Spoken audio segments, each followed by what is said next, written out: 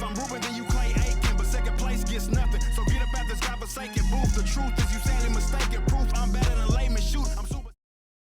Alrighty then, so let's talk about NWA Power from September the 28th, 2021. So Thomas Latimer got in the face of Tim Storm, called him a miserable old fart, said that he was outgunned and outnumbered and they was going to kick his ass. Because he was busting their chops, so they figured they was going to kick his ass just to save themselves the trouble. Tim Storm got real fired up, took off his suit jacket, got in the ring, was ready to go, ready to throw down. Adonis took his suit jacket off. Tom Latimer took his suit jacket off. They about to go in there and beat the hell out of Tim Storm. Then Nick Aldis ran out there and very, didn't get on a microphone or anything. He just stood in the ring and talked his guys down, talked them out of beating up on Tim Storm. And they're showing that Nick Aldis has changed, that there is some growth for Nick Aldis. Okay. Melina says that she respects Camille, but when you're a champ, you have to stand for something. You have to make the title that means something for people who came after you. This led Chelsea Green to come out there, and she's still doing her very cringe Laurel Van Ness gimmick when she screams at Melina, "What have you done for the business?" And she gloats about winning the knockouts. What I'll call it, the Knockouts Cup, the Women's Cup for the NWA, and that she should be the champion. And she screamed some more, and Chelsea Green is cringe. That's all I can tell you. She real cringy. I don't know what's going on with Chelsea Green. The first match, Colby Corino and JTG versus Hawks Arie, which is PJ and Luke Hawks.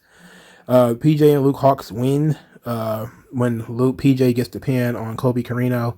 I have no idea why the hell Colby Corino and JTG were partners. There was nothing about them that even says, hey, we get along. Hey, we do anything together.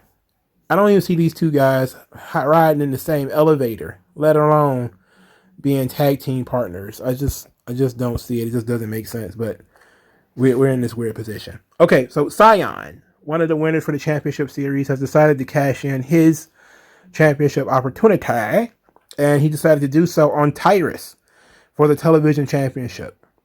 And he says that Tyrus needs the TV title to validate his mediocre career. And he is different from Tyrus because he doesn't need the TV championship. He wants it. And he's motivated. And Tyrus doesn't know what to do against somebody who's motivated with the help of no one. And he says, this is all I have. But this is also all I ever wanted. And he is going to leave their next pay-per-view as the television champion. This led Tyrus and Austin Idol to respond, where Austin Idol says that the Masked Man, to him, this is a mistake. That, they're not going to just destroy him. They're not just going to make him tap out. They're going to take him out. And what he means by taking him out is that they're going to snatch his mask. And they're going to expose him for being a con man. And Tyrus says that he's been called a lot of things, but he's never been called a fool. And that he's not a fool for anybody. And that I know you. I'm not so sure how I know you, but I've looked into your eyes. I can tell that they're very familiar. And he says he's not just leaving with the title. He's also leaving with your identity. So, okay. So we're doing either a masked match, mask versus title. That could be fun. But it might be unofficial mask versus title because I don't think they want to put the belt on Cyon, even though they probably should because Tyrus sucks. Jordan Clearwater also cut a promo during this segment, so did Black G's, but I didn't take notes on it because I figured let's just focus on what Tyrus had to say, But it is a nice setup that it's essentially 4-on-1, and that Cyon's going it alone here, but it's pretty interesting. All right, second match, Genocide defeats Allison Kay via the roll-up because Lady Frost distracted him. Taryn Terrell was thrilled. She came out squealing, and the match was not the best Allison Kay outing in the world. All right, so La Rebellion did a cut a promo, said it doesn't matter who wins the tag team tournament. They beaten both these teams before, and Mecha Wolf says at the end, they've been here for years trying to do what they've already done. And Hawks Reed remembers what happened the last time we fought, and that they can beat anyone, anywhere, and anytime. I really, really like La Rebellion. The Mexican dudes with the face paint is awesome. It's a real great visual. The third match, Judas versus James Storm, ended in disqualification. The match was literally like 45 seconds. Probably like 2 or 3 minutes actually. They wouldn't stop fighting in the corner. They disrespected the 5 count. I thought this match was supposed to be no disqualifications anyway, because they kind of was jumping to that conclusion early in the feud that they were going to have some type of gimmick match. But Storm ended up shoving the referee. Judas, of course, bumped, and there was a post-match brawl. I was greatly disappointed, if we're being honest, not because I was thrilled because I wanted to see this, but because it barely got started before disqualification happened. So they literally didn't give anything away. They literally came to the ring, started throwing hands at each other, and before long, I don't think anybody took a bump before it was a disqualification. So the main event was Crimson and Jeremiah Plunkett versus The End versus Pope and Trevor Murdoch. The Pope ends up pinning Jeremiah Plunkett with the Elijah Express. During the match, Trevor Murdoch, I believe, hurt his knee on a flying crossbody from the top rope.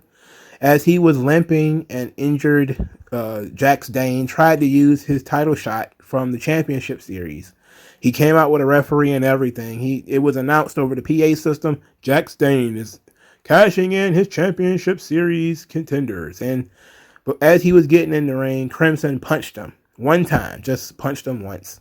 And Jax Dane went down like he had gotten shot, like he was John F. Kennedy. And he just seemed to lay there forever. And I'm just thinking, like, Jax Dane is a big, tough guy. And he got punched one time. And he was on the ground forever. He completely oversold this one punch. He completely oversold this one punch. Anyway, Murdoch is limping. Referees and medics are trying to help him out. Since the bell never rang, Jax Dane's title shot is perfectly safe. It never actually occurred. But we're telling the story now that Trevor Murdoch is injured, and Jax Dane is trying to take advantage of him. But Crimson is always going to be there to stop it, and so he's going to have to deal with Crimson before he actually gets a chance to be the world champion again. Okay, cool. I can support that. So this is a fairly short show as far as the matches and everything. I didn't really care for any of the matches. The promos are pretty solid, though. I'm interested in what's going on with this Tim Storm thing. I'm surprised we didn't do more with Camille and Melina. It seemed like after Melina got her ass kicked by Camille, she should have been a little bit angrier and should have been more interested in, winning the title. But she seemed to be almost like, hey, it is what it is. It happens. I'm like, well, no, you should be mad at her that she attacked you from behind and completely whooped your ass. You should probably be a little bit more upset about that. Maybe next week. All right, let me know what you guys think in the comment section below. Like this video, share this video, subscribe to the channel, donate to the channel. Thank you guys for your time, man. And I'll talk to you guys later. Peace out. The skin tone, so why attach yourself and piggyback the wealth you didn't earn or lack yourself? I'm telling you to own up to your own success and failures. It's a reason why these sleazy guys